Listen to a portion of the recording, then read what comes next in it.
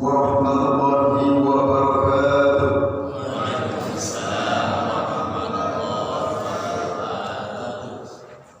Alhamdulillahirabbil alamin. Nahmaduhu wa nasta'inuhu wa na'udzu billahi min shururi anfusina wa min sayyiati a'malina. May yahdihillahu fala mudilla lahu wa may yudlilhu fala hadiya lahu. Asyhadu an la ilaha illallah wahdahu la syarika lahu wa asyhadu anna Muhammadan 'abduhu wa rasuluh la nabiyya ba'dahu. Amma ba'du. Alhamdulillahilladzi ahyana ba'dama amatana wa ilaihi nusyur. Amma ba'du. Mari kita bersyukur kepada Allah Subhanahu wa Ta'ala dengan izin dan rahmatnya pada subuh hari ini. Setelah kita tidur nyenyak, bangun kita dengan memuji Allah Subhanahu wa Ta'ala, dengan mengucapkan segala puji bagi Allah yang telah menghidupkan aku ketika tidur tadi mati, dan hanya kepada Allah kita akan dikembalikannya. Mudah-mudahan kita yang hadir ini dengan izin Allah, dengan rasa syukur kepada Allah Subhanahu wa Ta'ala, syukur ini kita bisa kembali beraktivitas, beramal, dan juga melanjutkan kegiatan-kegiatan kita pada hari ini. Insyaallah Allah berkahi. Amin ya rabbal alamin. Bersalawat kita kepada Nabi yang kita cintai, baginda Rasulullah. Kita berharap nanti syafaat beliau di yaumil akhir. Pada saat itu manusia berkumpul di padang mahsyar, sejak dari umat Nabi Adam berkumpul di padang mahsyar. Di sana manusia bersaksi, manusia mempersaksikan semua apa yang dia lakukan. Pada saat itu manusia ada di hadapan Allah Subhanahu wa Ta'ala. Maka saat itu manusia mohon pertolongan, mohon syafaat. Maka umat Islam sebagai umat yang terakhir mohon syafaat kepada baginda Rasulullah. Ini yang kita harapkan. Allahumma shalli ala Muhammad wa ala ali Muhammad. Mudah-mudahan kita bersama Bapak Ibu mendapat syafaat. Amin ya rabbal alamin. Pada subuh ini kita akan membawakan satu tema, yakni anak-anak adalah generasi harapan kita bersama. Di dalam Al-Quran Allah jelaskan di dalam surat 4 ayat 9, A'udzu billahi minasyaitonir rajim. Bismillahirrahmanirrahim.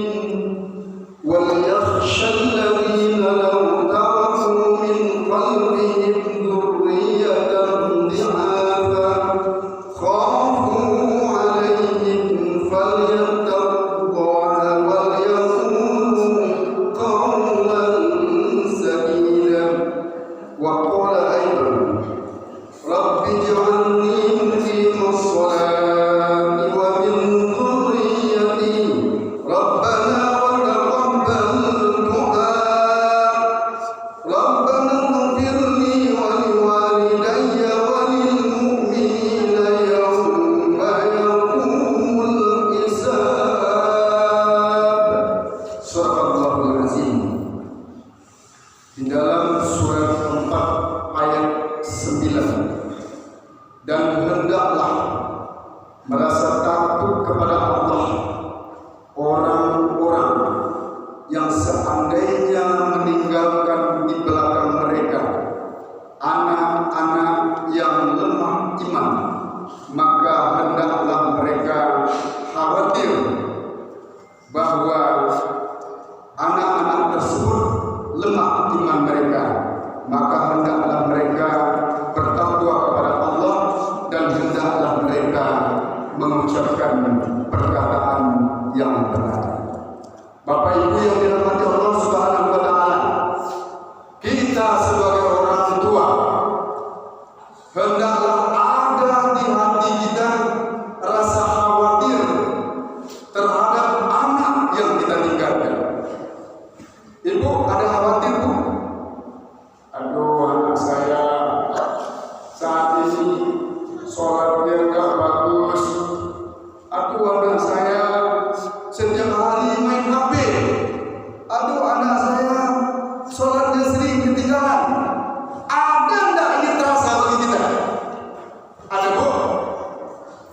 Ada Pak?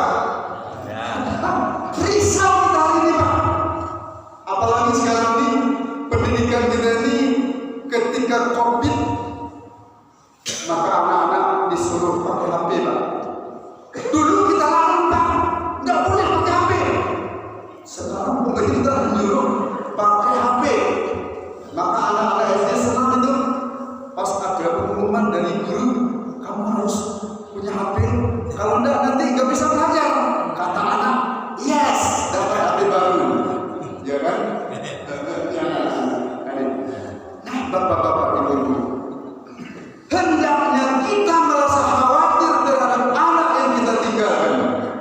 Kalau enggak ada khawatir, inilah yang dikhawatirkan orang tua yang tidak bertanggung jawab. Maka oleh sebab itu ada rasa khawatir, sedih kita Pak.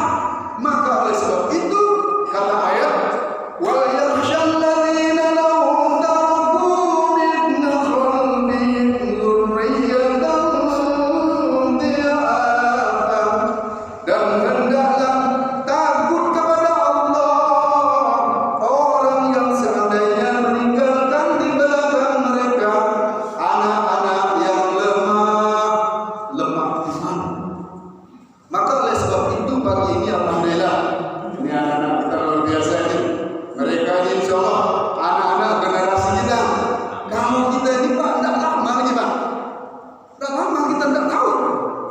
Ada yang meninggalnya sakit, ada yang nggak sakit-sakit, baru malam itu sama-sama ngopi, paginya udah meninggal, kayaknya itu. Ada yang meninggalnya nggak sakit-sakit, ada yang meninggal kecelakaan, ada yang meninggal waktu mimpi. Ada Pak? Ketika mimpi tidak bangun-bangun.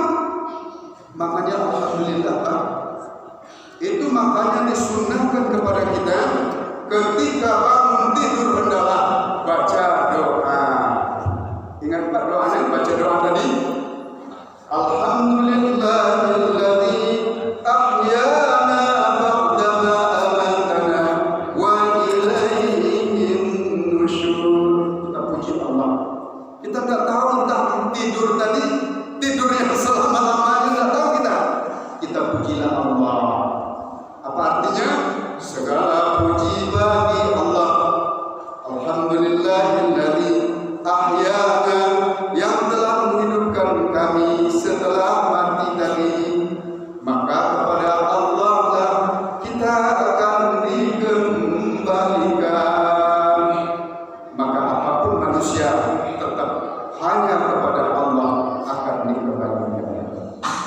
Bapak-bapak, ibu-ibu yang dirahmati Allah Subhanahu wa taala. Maka dengan khawatir kita kepada anak-anak kita, siapa sih anak-anak itu? Apakah anak-anak itu hanya yang kecil-kecil seperti di depan kita ini? Enggak. Loh, kita yang udah tua Pak, anak-anak juga, anak dari ayah dan ibu kita. Makanya dulu orang-orang tua kita khawatir. Makanya kalau sudah maghrib itu, ayo ke masjid, anak. Itu pagar rotan itu. Kalau enggak ke masjid itu dipukul dulu. Kalau sekarang itu ada hak. Kalau dipukul nanti anak melapor. Berapa banyak ada anak melaporkan orang tuanya. Ini sungguh sangat terbalik sekali. Guru tidak boleh lagi memarahi anak, HAM, melanggar HAM katanya.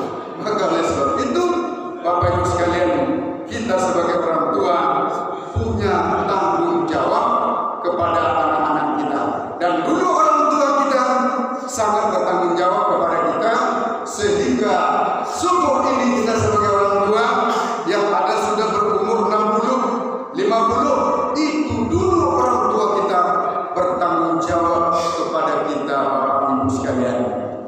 Dan kita sebagai orang tua hari ini hendaklah merasa khawatir dan bertanggung jawab kepada anak-anak kita. Kalau tidak nanti tidak tahu kita apakah mereka mau ke masjid lagi atau tidak. Apakah mereka masjid mereka ada di rumah, apakah masjid mereka melihat HP saja tidak mau sholat. Tidak tahu kita Pak. Maka oleh sebab itu kita tetap berdoa. Makanya Nabi Ibrahim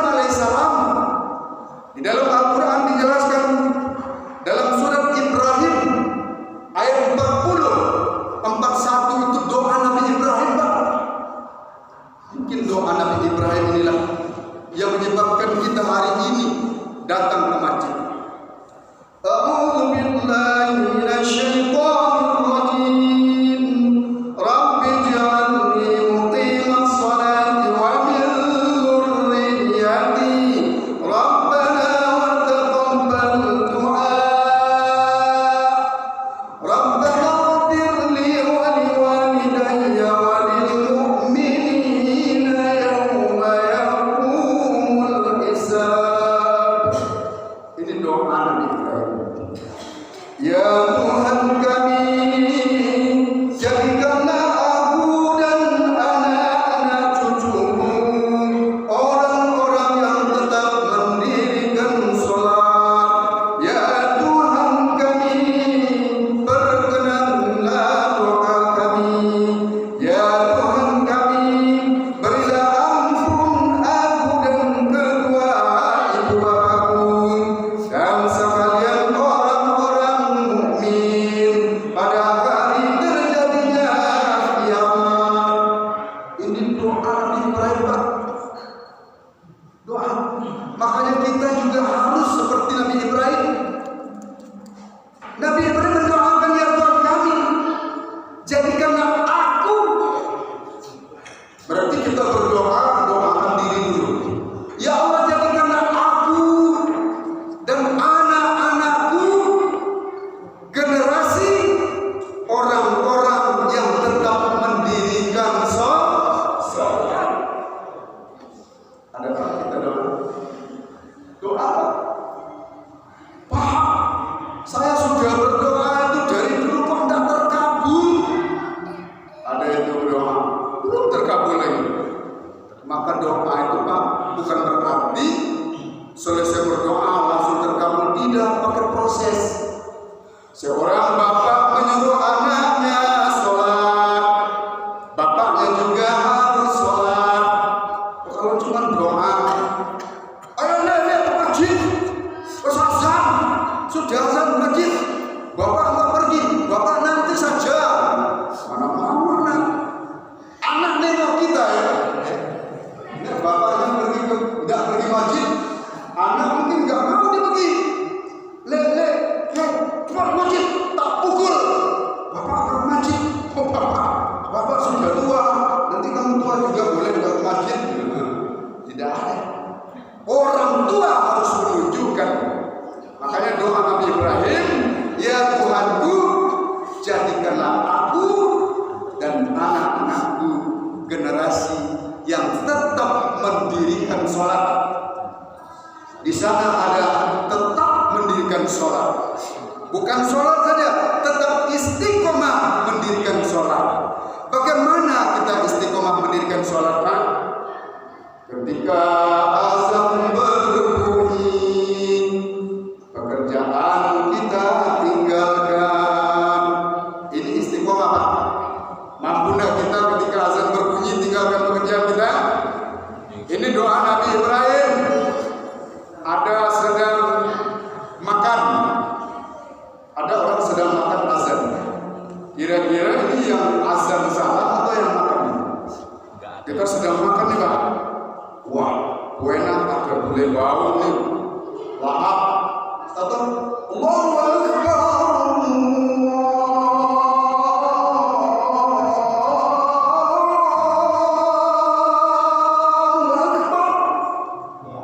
Ini baru banget. Wah, orang mau makan kok azan. Kayak gitu. Yang azan salah atau kita yang makan tidak mengatur waktu? Makanya Bapak Ibu sekalian, kalau mau makan itu tengok jam. Ini jam tangan ini harus kita tengok. Ini jam berapa nih? Kira-kira saya makan ini berapa lama? Kan ada orang makan kali. Makan apa pelan? Oh, itu lama tuh, Pak. Bisa-bisa 1 jam itu. Makanya kalau umpamanya suruh jam 12 lebih 15, maka dia harus makan itu pukul berapa itu? Ya, pukul 11. Harus selesai itu. Kenapa makannya lama? Maka oleh sebab itu, supaya istiqomah kita mendirikan sholat secara berjamaah, hendaklah makan pun harus diatur.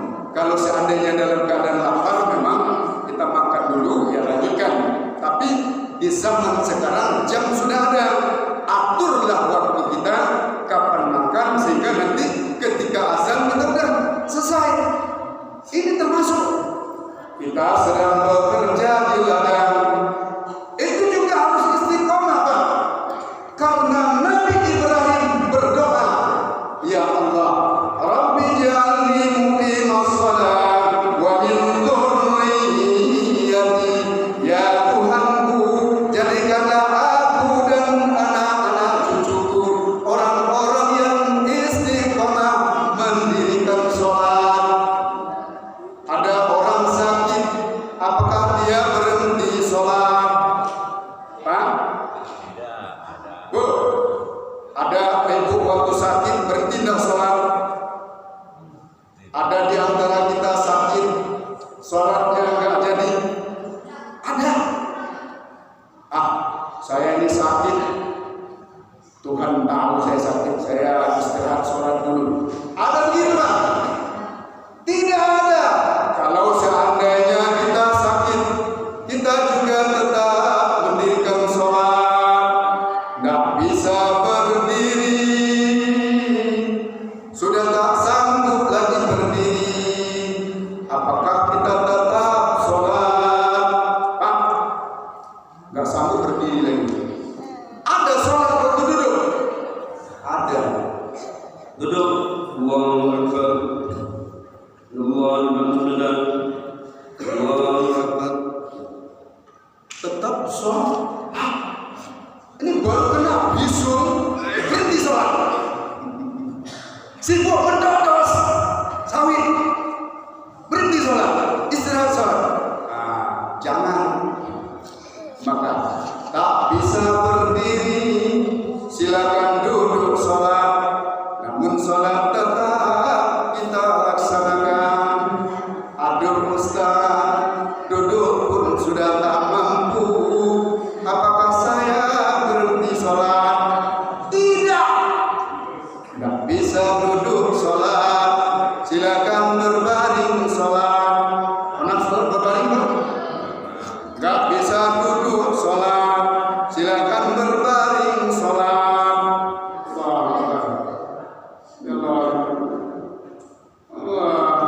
Biasa kan udah sakit begitu. Nggak bisa berbaring pun menentang. Apakah nggak bisa berbaring berhenti sholat? Tidak. Tidak ada satu ayat pun khusus kita laki-laki ini sakit boleh tidak sholat. Nggak bisa kita menentang. Ketika menentang sholat itu dengan isyarat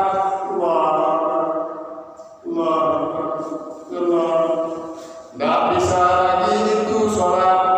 Kita juga apakah masih sholat? Sholat sampai terakhir isyarat hati. Ya Pak, ini sudah terakhir nih. Bapak Profesor Buya Hamka, ulama kita, ketika dia sakit tetap sholat sampai sakaratul maut. Allah. Biasa Pak gini, kalau sudah sakaratul ini nggak bisa lagi. Tapi ketika sholat tetap laksanakan isyarat hati. Jadi nanti kalau ada nanti orang yang biasanya sholat, kalau dia mau sholat itu tetap di sholat sholat. Kalau tidak bisa pakai air Pak, tayamum, bukan berhenti. Kan ada yang kasihan ini bapak ini sakit, nggak usah sholat. Ada begitu Pak. Tetap kalau dia mau sholat, ini kebiasaan Pak. Biasanya manusia itu kebiasaan itu nampak pada akhir hayat. Kalau dia orang yang sholat, kalau dia orang yang selalu mendirikan sholat, itu akhir hayatnya nampak Pak. Berarti ada nanti yang sakit mau sholat tayamumkan. Kalau nggak boleh berduduk. Jangan nanti, wah nggak usah tayamum, harus pakai air. Nggak boleh itu. Kalau nggak bisa pakai air, boleh pakai tayamum. Ya sholat. Maka orang yang akhir hayatnya selalu istiqomah dalam sholat, maka nanti dia akan sholat di akhir hayatnya sampai dengan mengucapkan isyarat hati tadi. Nggak bisa juga sholat dengan isyarat hati, barulah disolatkan. Pak, jangan cepat-cepat berhenti sholat Pak. Sebelum terakhir isyarat hati, jangan. Ini kena sakit sedikit, kita sudah meninggalkan sholat. Hati-hati Pak. Karena kita nanti di akhir hayat kita akan mengucapkan la ilaha illallah dengan husnul khotimah. Mau kan? Barang siapa yang di akhir hayatnya mengucapkan la ilaha illallah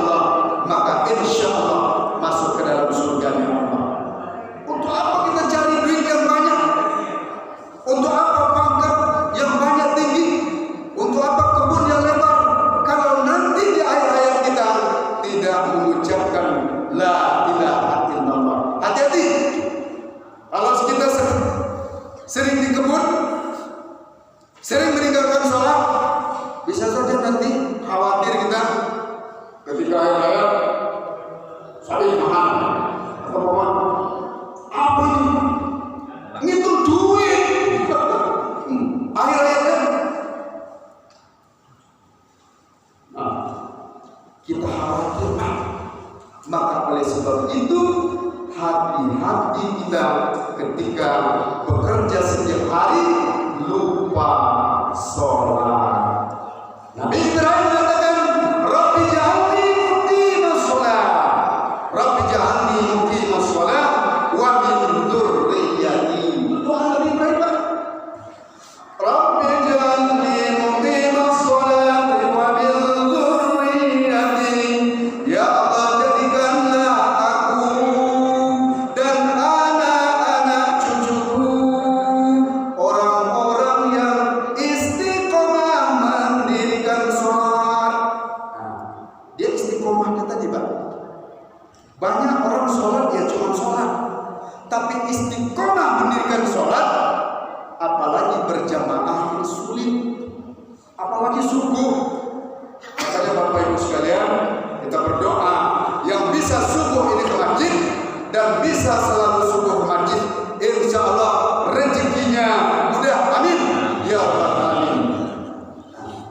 Jadi rezeki kita, Pak, sudah ada yang mengatur Allah. Tugas kita ikhtiar doa. Ya, ikhtiar itu berusaha, tapi jangan lupa kepada Allah Subhanahu wa taala. Sebab yang kita bawa adalah amal-amal yang kita kumpulkan, bukan harta yang kita kumpulkan. Ini doa Nabi Ibrahim. Rabbi ja'alni muqimas shalah wa min dzurriyyati rabbana wa taqabbal du'a. Kemudian di dalam doa itu Rabbana ighfirli wa liwalidayya wa lil mu'minina yauma yaqumul hisab. Ya Tuhan kami, berilah ampun aku dan kedua orang tuaku dan sekalian orang mukmin pada hari terjadinya kiamat. Ada tiga yang kita doakan. Pertama, doakan diri kita. Doakanlah diri kita, ampuni aku.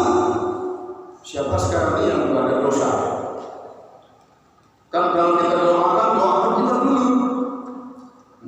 Ya Allah, saya selalu lalai dalam sholat. Ya Allah, saya kurang tanggung jawab. Ya Allah, ya Allah, ya Allah, beri aku kekuatan, iman, istiqomah di dalam ibadah doa.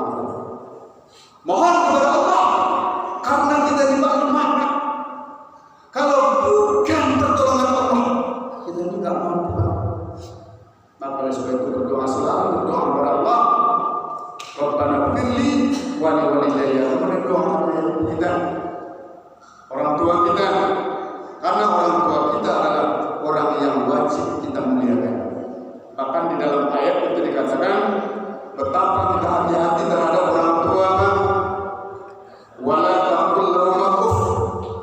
Itu di pertengahan ayat itu, jangan kamu berkata kasar. Uff, kan begitu. Itu kan ungkapan-ungkapan rasa kesal terhadap orang tua. Siapa di antara kita yang ada orang tua di rumah? Hati-hati ya. Masih ada orang tuanya? Ya, selalu berbuat baik kepada orang tua kita.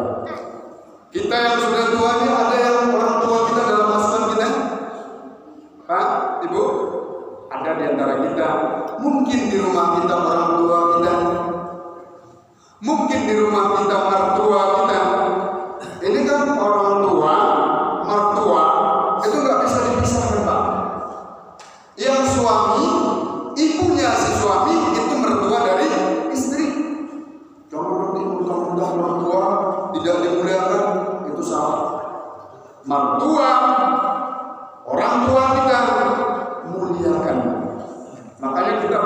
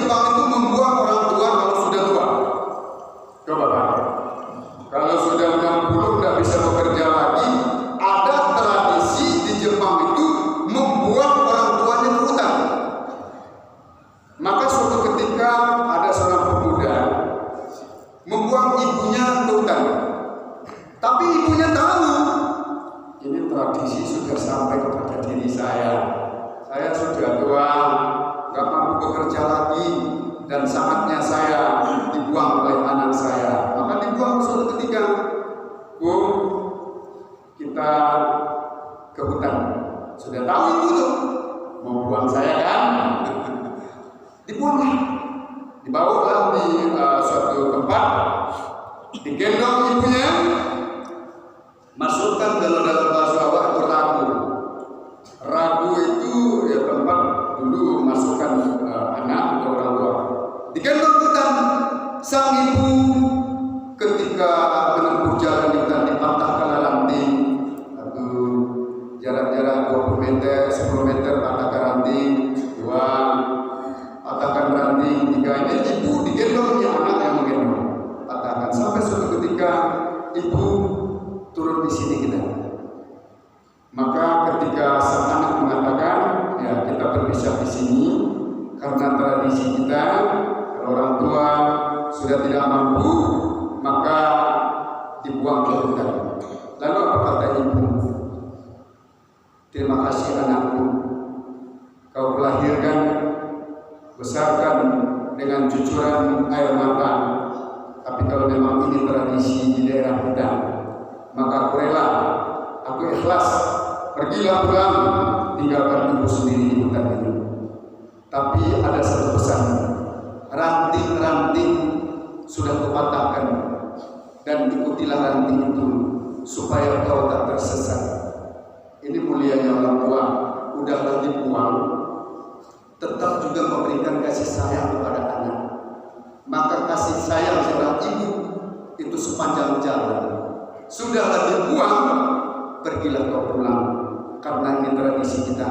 Tapi kau ikut ranting-ranting yang sudah kupatahkan supaya kau tak tersesat. Tapi di dalam riwayat ini anak itu begitu tertegun. Saya sudah membuang ibu, dia sudah malu, dia sudah masih mau berbuat baik kepadaku. Lalu apa yang terjadi? Tidak jadi dibuang. Dia ambil, dia peluk ibunya, maafkan aku, maafkan aku. Untung masih ada kesempatan. Tapi bagaimana orang-orang yang lain itu yang sudah membuang ibunya? Maka dibawa lagi ibunya pulang. Akhirnya disitulah suatu penyesalan seorang anak. Jadi di dalam riwayat itu menunjukkan bahwa orang tua kita tidak akan hilang kasih sayang kepada anak. Maka tinggal kita sebagai anak. Apakah kita nanti ketika sudah tua nanti kita asuh dengan kasar, kita jengkel, kita marah pada ibu atau ayah kita yang sudah tua? Jangan lakukan. Karena di dalam hadis dikatakan bahwa surga itu di bawah telapak kaki ibu. Ini artinya ridhonya Allah apabila kedua orang tua kita ridho. Hati-hati. Makanya di dalam ayat itu dikatakan Rabbana firli wali walidayya. Di samping kita mohon ampun kepada Allah, mohon ampun juga kedua ibu bapak ayah. Kalau ada pamannya di rumah kita, ada masukan kita, asuh dengan baik. Ya, tidak akan lama. Ini bukan doa kan. Tapi nanti jangan Ustaz, sudah lebih 10 tahun Ustaz bilang nggak lama. Ada Pak, ada yang berpuluh-puluh tahun dalam masukan kita. Coba, itu orang tua yang sudah lilu dan lali, itu nggak tahu ingat apa-apa tuh Pak. Kadang-kadang beraknya di lantai, ada kan? Buang air kecil di lantai. Dulu belum ada pempes Pak. Sekarang udah canggih. Dulu nggak ada pempes. Betapa orang-orang dulu terhadap ayah dan ibunya itu mendapat tantangan yang kuat. Ya Pak, wah bandingkan sebelum ada pempes dengan sekarang, itu lebih senang kita. Ini termasuk ini ibu saya, bukan saksi. Itu memang dipakai pempes. Boleh pakai pempes, ya karena ini untuk memudahkan nggak apa-apa. Tapi orang sebelum itu kalau berak di lantai ini, maka oleh sebab itu berikan kasih sayang yang setulus-tulusnya kepada anak-anak kita, kepada orang tua kita. Dan ini nanti akan dilihat oleh anak-anak kita, Pak. Ya Pak? Kalau kita berbuat baik kepada ibu bapak kita, insya Allah suatu saat nanti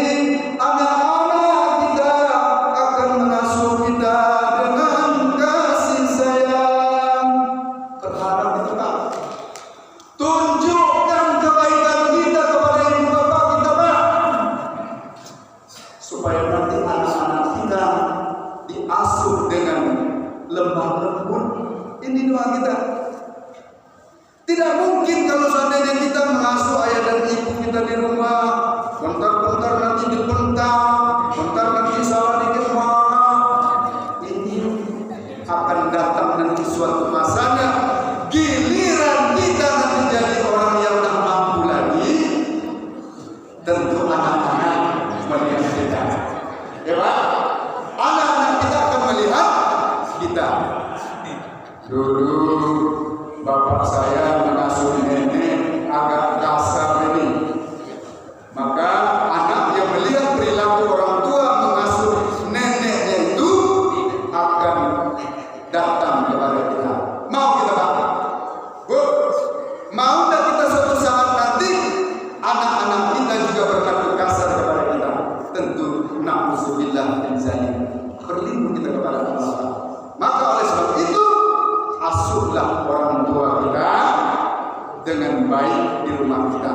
Walaupun seperti apa, walaupun di hati ini jengkel, maka telan, keluarkanlah yang baik-baik, karena ini adalah termasuk doa yang makbul.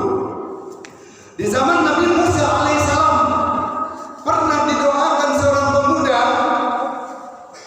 ya Allah, jadikan anakku teman Nabi Musa di surga ya Allah.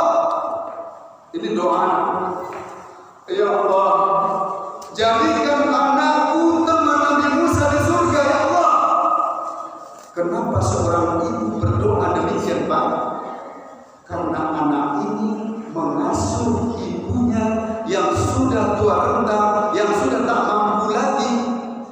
Dia suapi ibunya, dia mandikan ibunya dengan kasih sayang, senyuman. Itu ibu kita tahu Pak. Kalau kita memandikannya jengkel, tahu ibu kita Pak. Pada tengok jengkel ya. Dulu aku mandikan itu dengan ceria, sekarang memandikan itu dengan jengkel. Tahu ibu kita.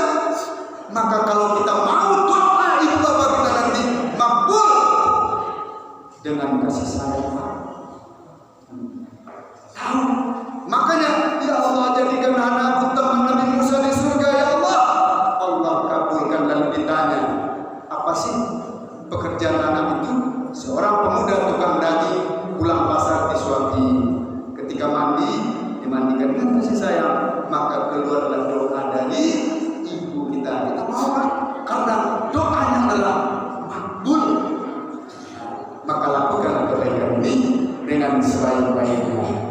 Bapak Ibu yang dirahmati Allah Subhanahu wa taala. Maka oleh sebab itu kita harus khawatir terhadap anak-anak kita.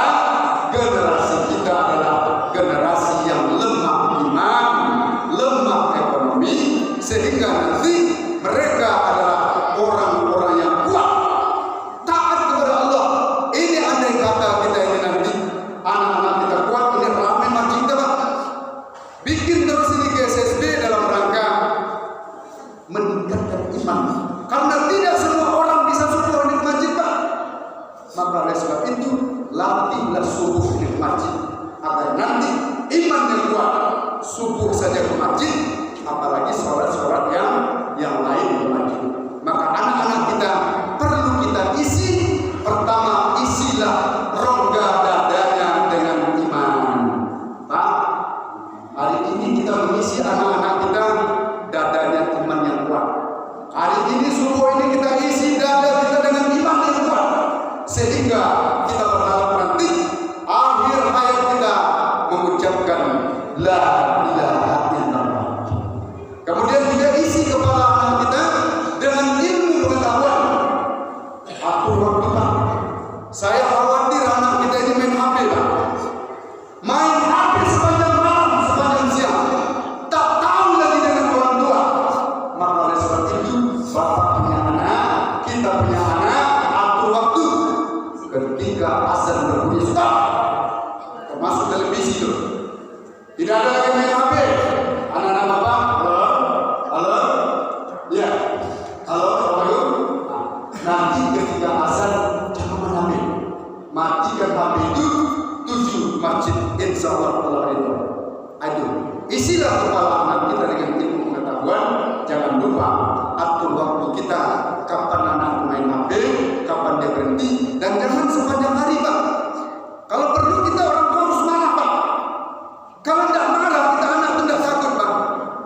Sekarang ini kalau kita panggil, Le, diam itu. Kenapa? Asik main game. Le, si diam. Terakhir marah anak tuh, itulah mama, kalah tuh. Kalau nak mama panggil ini menang tuh game ini.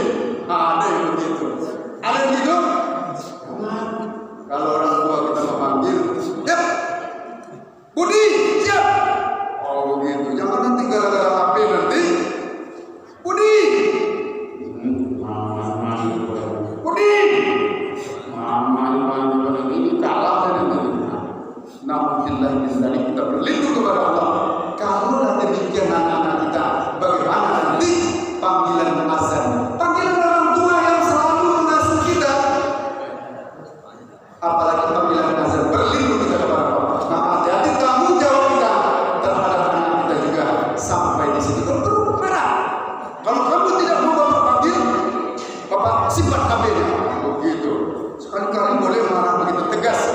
Yang penting nanti anak-anak kita tahu mana yang baik, tahu mana yang buruk. Maka oleh sebab itu Bapak Ibu sekalian, kesimpulan daripada materi kita tentang anak adalah generasi orang tua yang harus kita pertanggungjawabkan.